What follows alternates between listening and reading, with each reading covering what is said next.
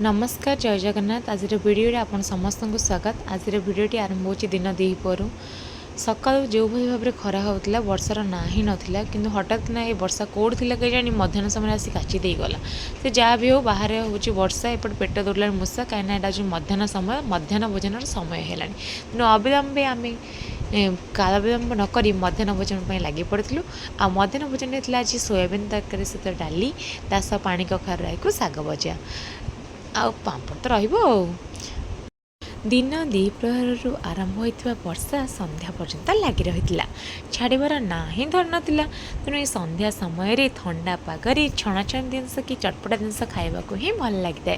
तेणु आम दुज जहाँ चिंता करूँ कि चटपटा आइटम करूँ बोली। तेणु आम मन को से समय आसला गुपचुप आइडिया।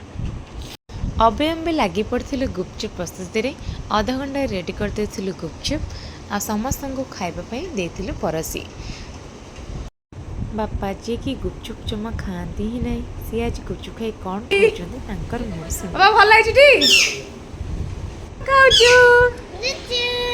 भल लगुच टेस्टी केते दिया 100 रु 100 गुपचुप्र भरपूर मजा देखिए उठो थाए सी हूँ मो झील गुंदू बहुत खुशी से गुपचुप खाई कहीं तार फेवरेट हूँ गुपचुप। मम्मी टी गुपचुप अलग कहीं डायबिटीज जो सी आलू खाइबेनि से मटर काकुड़ी पियाज लुण चाट मसला पकई दि जाता मुँह शुणवा केमती लगे आज